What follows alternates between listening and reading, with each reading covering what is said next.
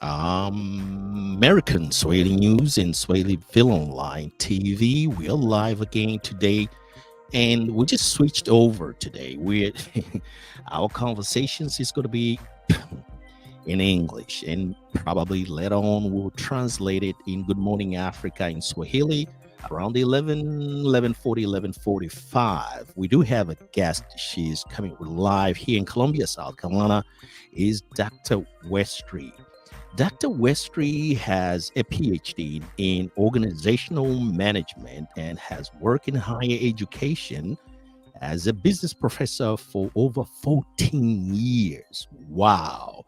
Prior to teaching, right, Dr. Westry, she has worked in corporate human resources for 20 years. Wow. What a career. What a career. What a career. And let me turn it down the music a little bit. I want you to hear who's Dr. Westry. In the year 2014, she became a licensed realtor here in South Carolina and is affectionately known as the house doctor. She helps her first time buyers, clients find cures towards home ownership wellness. Dr. Westry also brings a wealth of business knowledge and has a passion for helping people realizing realizing their strength in order to secure careers versus just obtaining a job. Ooh, she's from Columbia, South Carolina. Dr. Valencia Westry. She's from Colombia, as I've just indicated in the beginning of these conversations. And welcome to our show, Dr. Valencia Westry.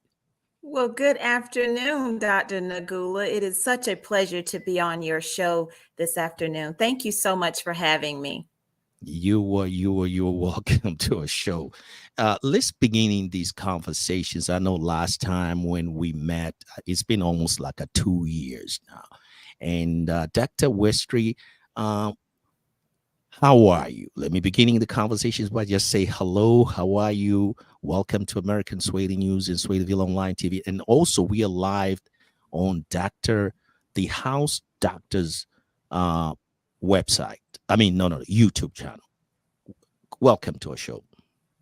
Thank you so much again for having me. It's such a pleasure to join you again after a little time away. And I'm just happy to be back. And it's great for us to collaborate and just talk and have a conversation. Well, MBS or Margaret Business Solution. It's an organizations or a businesses that covers a lot of businesses. Can you just talk a little bit one at a time? What is exactly your businesses? The MBS is focused at this time or at this moment. Welcome, Dr. Valencia. Certainly, Dr. Nagula. So I started Morgaret Business Solutions, LLC, back in 2001. I started this business because I had just come out of corporate and wanted to start my own HR consulting practice. And when I did that, over the years, I've expanded my level of services that I provide.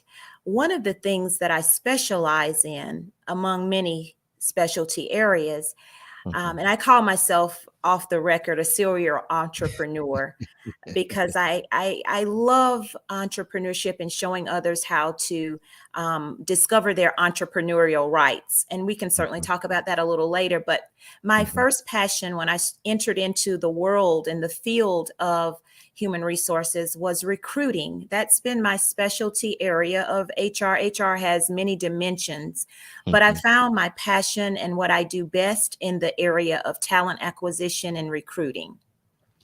Talent acquisitions and recruiting just talks a little bit. That's this a wide array of area in terms of the talent acquisitions. What area exactly are you specialized in? If somebody just Sure. come out there and ask that question, welcome, Dr. Valencia Westry. Thank you again.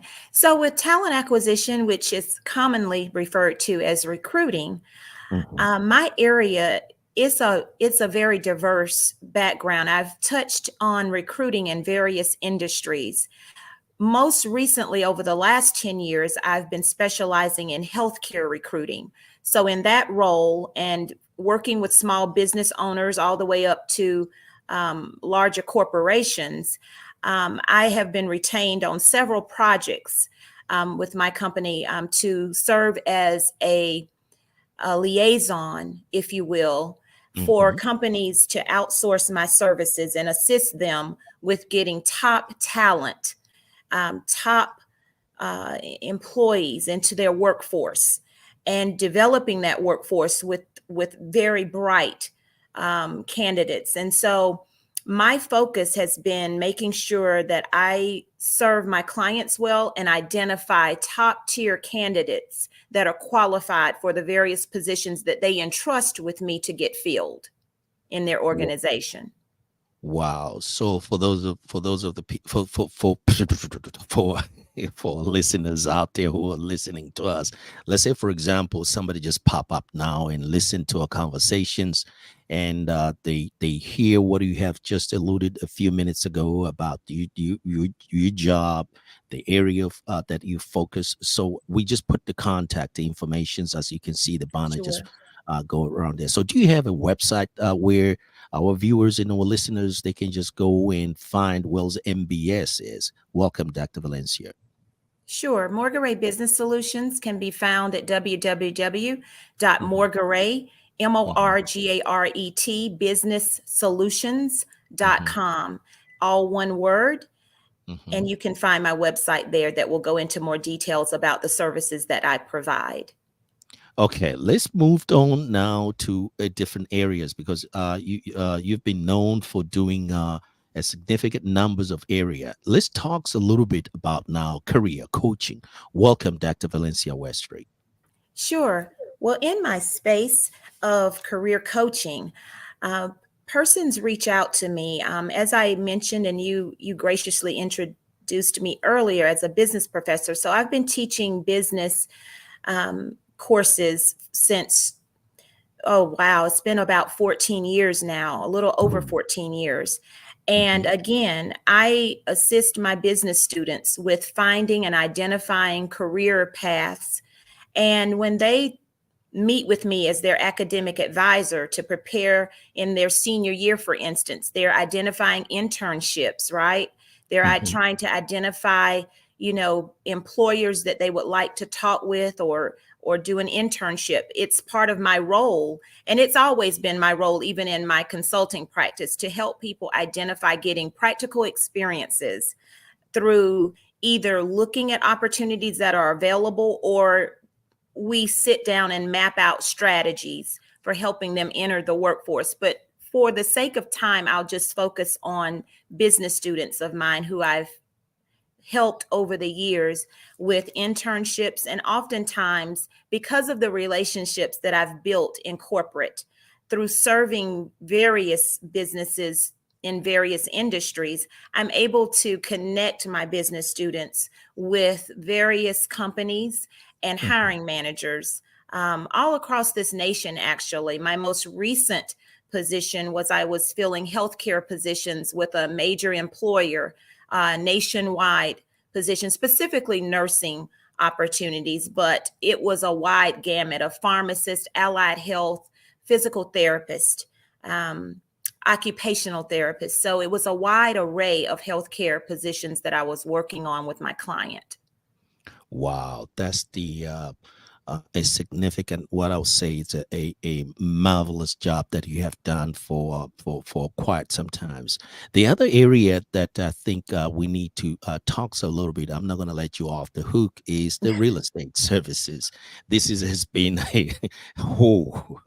Let's talk a little bit about real estate here in Columbia, South Carolina, and I want you to go further and talks about what have you done in particularly the African Americans and the refugees who that have settled here in Columbia, South Carolina. Welcome, Dr. Valencia Westry. Thank you so much. So, Dr. Nagula, I entered into real estate in 2014. I obtained my PhD in 2008, and then I started, as you know, we just spoke about me being a business professor, and I entered higher education, being a professor. And then I circled back around to another passion of mine, which was to enter into real estate as another avenue in discovering my entrepreneurial rights. I wanted to go into the field of real estate because in real estate, it also allowed me, along with my consulting practice and the freedom I enjoyed through my consulting business, I wanted to have that same freedom with setting my own financial goals and having flexibility, so to speak, with my earning potential. So, in real estate, and I've enjoyed educating persons on in real estate and how to start a career in real estate. But you are a 1099 independent contractor, and once you obtain your licensure in whichever state that you're in, you then have to place your license at a brokerage of your choice. But in placing your licensure there, it does not mean you have, so to speak, a boss. You do have a broker that will assist you with various things that may come up with a transaction that you need their assistance with. But in the mainstream of things, you simply do not have a boss, so to speak. So it is not a W-2 environment where I have set hours, I have to attend certain meetings, or I'm on some type of schedule. I'm on my schedule, and I determine in the course of a given day how I want to operate my real estate business and Mhm. assist my clients. And I love that freedom that I'm afforded. You love the freedom that you afforded, and you enjoying doing the real estate businesses. Let's focus now on particularly what I've just mentioned to you a few minutes ago. The area of the real estate, particularly in finding how affordable housing. The program that you're running now as we speak. Welcome, Dr. Valencia Westry. And sure, thank you. So, what I'd like to say so that I can position and frame. So, when I transitioned with teaching in higher ed and entering into the real estate space, I didn't want to lose my affiliation with being an educator. So I self branded my name, and real estate is the house doctor. And my Wow. slogan as the house doctor is I find cures towards Mhm, providing home ownership wellness. I find cures towards home mhm, ownership wellness. And I really thought that that was a great way for me to transition and still stay connected as an educator, because oftentimes mhm, I work with a lot of first time buyers. mhm, And in doing so, it really resembles me being an educator for business students that are picking a major. They don't really know the ins and outs of what a business major looks like, and mhm, I'm holding their hand for 4 years and teaching various courses and guiding students towards the finish line of graduation, right? And mhm. so that same passion and that same holding hand concept with my real estate clients is really the same thing. So the house doctor takes care of first time buyers as well, just like I take care of first year students, business students, all the way to their fourth year. And We so, to go ahead. answer your question Mhm, about the mhm, services that I've provided, I've had a very unique experience over the last, I want to say, over the last 3 years. mhm, You and I are colleagues, and we met many years ago in higher ed. And there was, over the last 3 years, you brought to my attention that there were refugees coming here through a from another country here, and that they may be able to yeah, benefit from my services because of absolutely. the patience and my years of real estate. You Mhm, felt that I might be a good resource for those persons wanting to purchase their first home. mhm, And as you well know, we have been able to assist 4 families, and I'm so proud of you and I working together and collaborating over the years to ensure that we have had success with assisting four families in obtaining their very first home. And so the house doctor is quite pleased that she found cures in that regard as well. Wow. So can you just talks a little bit about the process itself? I know it's very long, It is and long. there's a lot of steps need to be followed and requirements. What are the just basics requirements that, let's say, for example, a person who's chasing the American dreams here in Sure. America and who wants to be the first buyer? What are the first basics requirements before they make a phone call to the house doctor? Welcome, Dr. Valencia Westray. Well, certainly, a lot of my clients are referred to me, as you know, and certainly you were an integral part in me meeting these four families. And as I mentioned to you when we sat down initially about what are some of the things they would need to have done, the first step in the home ownership process is to identify a lender who can let the client know where their credit stands. Now, on this show, I will not dare go into trying to be a loan officer. I will stay in my lane. Absolutely will do that. But typically, the score right now is somewhere between 580 ish. It just really, and 620. But it really just depends. A loan officer would have to pull their credit and Mhm, absolutely evaluate, and it's a case by case situation. Nobody's credit situation is the same, so they look at whatever they need to look at, and they then, if the person is qualified and can meet the requirements for mhm, moving forward with me, which is a mhm, general marginal range of, I believe, between 580ish, somewhere in there, to about a 620. You may mhm, be in that ballpark if you meet those criteria to successfully get a pre-approval from your lender.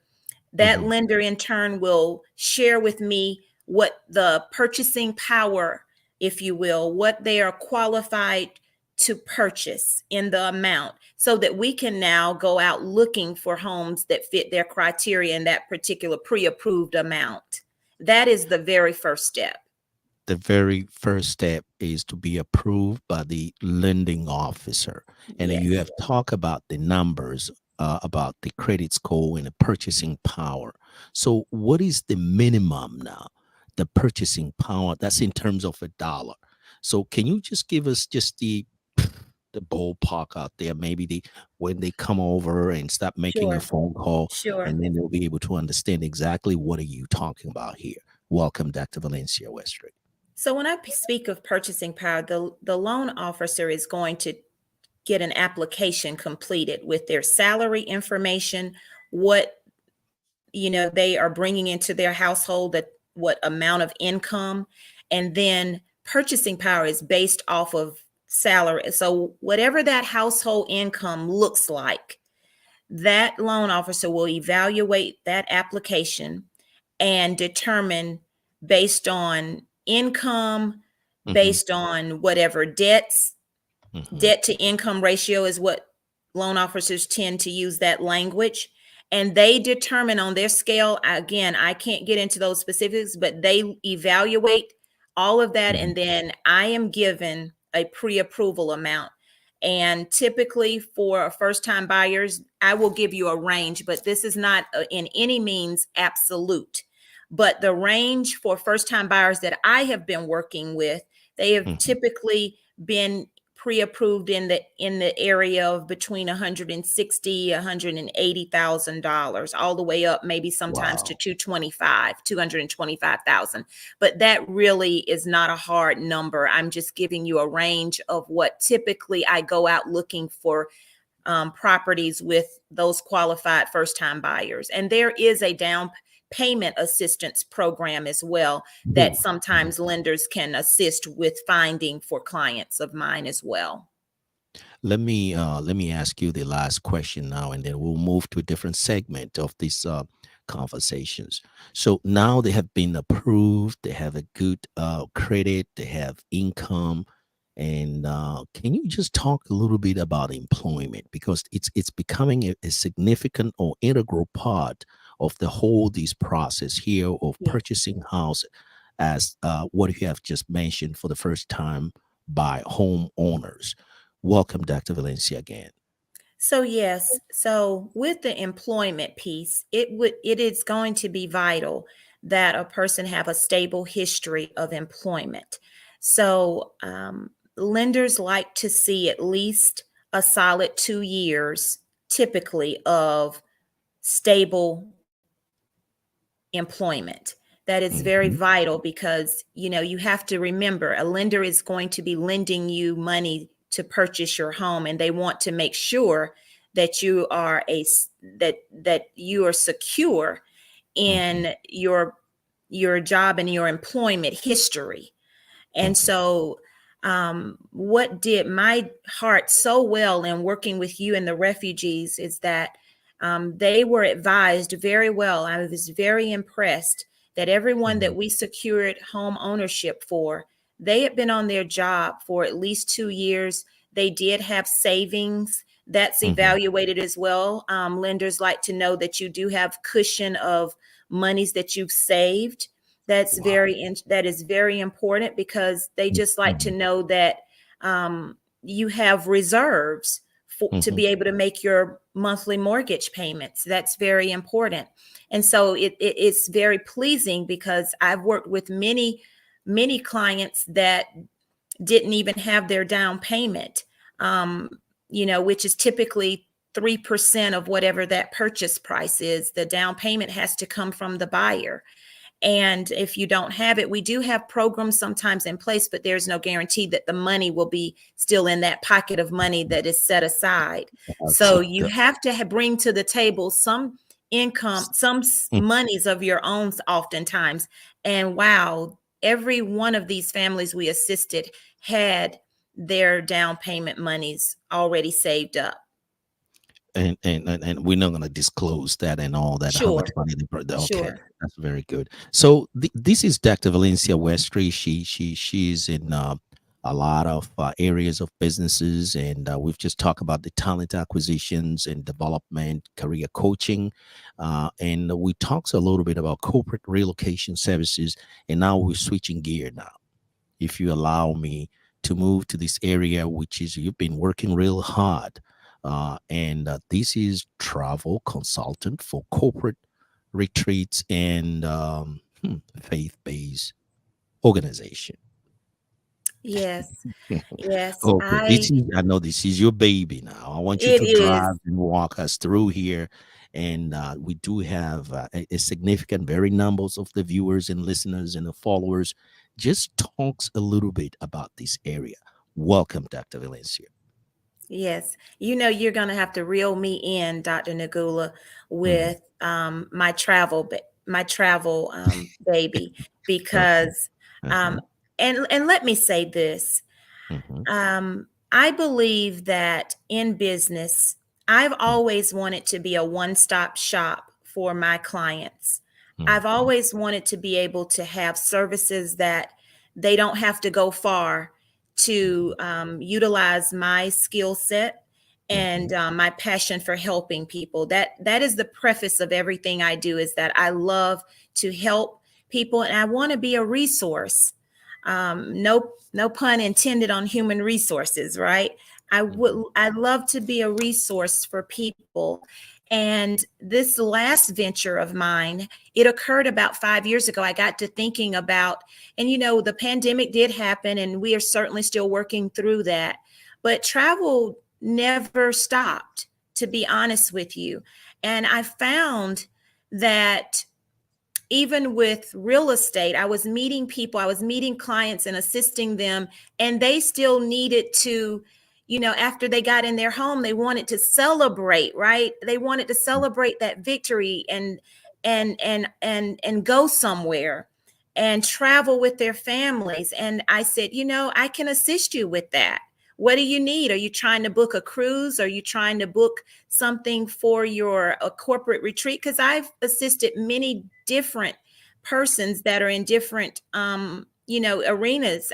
For instance, I worked with an engineer, and he gave me once we were done with him purchasing his new home, when he relocated here from Virginia, he then told me that he had a partner, a business partner, who owned a small company, and that they were trying to put a corporate retreat together. They were trying to do an empowerment session for their new managers. And he asked me, he said, I know that you're in the space of travel and that you're a travel advisor as well through your corporate travel services. Can you assist my colleague? And I was delighted to help put a corporate package together for them to hold their retreat. I also put a group destination retreat together for a church, or for a church ministry, because they were taking their young adults to on a cruise. They wanted to put it together for their young adults, and I was able to help them book that travel with my travel services and my corporate relocation services entity of Morgaret Business Solutions, which is a sub category of the services that I can provide. And I've enjoyed travel is an $8 trillion industry, everyone. It's not going anywhere. It's going to be here until the end of time. It's been here and it's not going anywhere. So I love to be in the travel space, and yet being able to provide yet another level of service through Morgaret Business Solutions. So you have covered a lot with respect to the travel business, and how you integrated all these services that you're providing, from real estate to career coaching, career development, talent acquisition. Let's talk a little bit now more into the Margaret Business Solutions with respect to the travel now. Sure. What are these products and services, let's say services, Morgaret Business Solutions is offer with respect to the travel businesses here in America and elsewhere around the world? Welcome, Dr. Valencia. Well, the services that I provide as an independent travel advisor, the services I provide are assisting people with their travel. And because, typically it's so much easier when persons, um, you know, they know you, they trust you, they know that you have a work ethic, they've worked with you in other capacities of your organization and your business. They're more inclined, I should say, to entrust you with some of the recreational things that they want to do with their families. And as a realtor, Dr. Nagula, you really spend a lot of time getting to know your clients. You meet their families. I mean, buying a home, it involves everybody being on the, getting their hands into that process. And so you get to meet, and you hear so many conversations of what their dreams and their goals are. And I'll be quite honest with you, some of my former real estate clients and even realtors that I work with on a day-to-day basis, they have actually come to me through Morgaret Business Solutions because they know what I do. And they've actually asked me about showing them how to actually get into the travel space as well and become, a travel advisor, and be able to provide and start their own travel business as well. So, the sky's the limit, and I won't go into a lot of details with that right now on this platform. But again, thank you for providing my contact information on the screen, because I would love to speak with your audience if persons have any questions or need to reach out to me, because I like to give customized solution. There is no cookie cutter solution for my clients or for people I speak with. I like to customize strategies and services for them and their unique situations, if that makes sense. Absolutely. Uh, we have been talking for almost now, having these conversations for the past, like, almost going to 30 minutes. Now we're coming to in the end of our conversations. We always ask our guest to talks about what is their last word, or take us home with respect to the everything that we have covered in 30 minutes. Dr. Valencia, welcome. Thank you.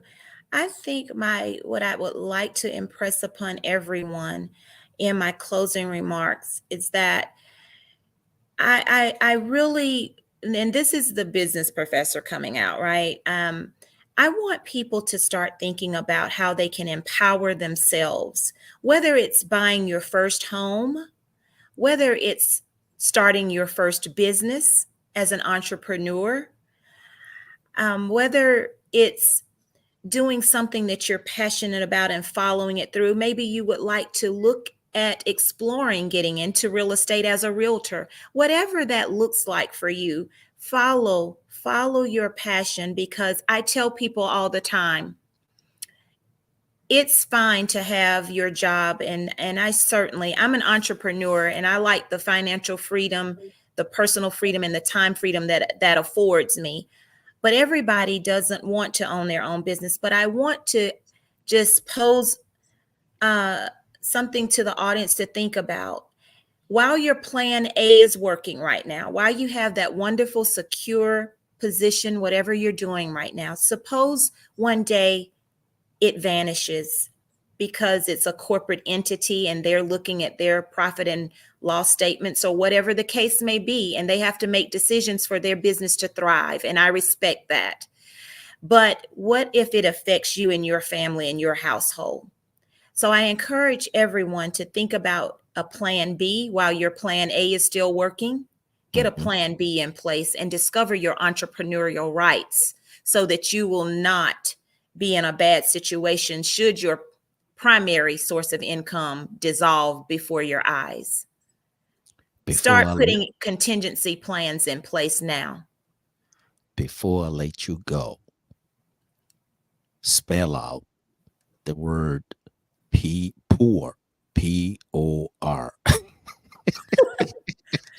You know what? You always, you never seem to amaze me. And we have such a great time collaborating on various platforms and things that we talk about from day to day. And I want to publicly thank you, Dr. Nagula, for your passion and for your advocacy for the refugees that have come over to the United States, and you introducing me to 4 families that I was able to serve.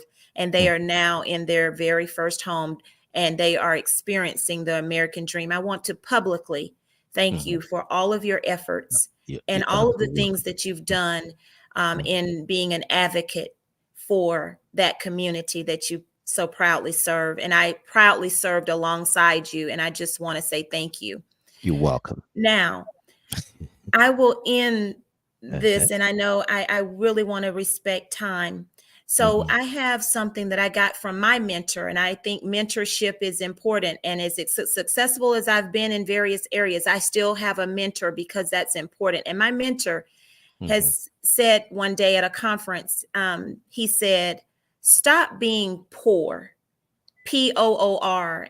It's an acronym, and it means stop passing over opportunities repeatedly. He said, stop being poor and become rich. And rich, R-I-C-H, stands for realizing it can happen. So I will leave your audience with that slogan and for them to marinate on. After I'm long and gone, remember, I want you to stop being poor, passing over opportunities repeatedly, and become rich. Realize it can happen. And finally, get in the gym. GYM. And that's an acronym for get your money. Get in the gym, everybody. Get your money. Thank you so much, Dr. Nagula, for having me. Thank you very much. We really appreciate it for taking your time, joining us again. You've been very, very, very good to us, American Swahili News and Swahiliville Online TV. So if you have any time, you're welcome again to join us and to continue to giving us a lesson about stop being a what? Poor. Stop being poor and become rich. Realize it can happen for you. Absolutely. It can happen. And discover your entrepreneurial rights. And I'm happy to help you discover them. Thank you again. You're welcome. Let's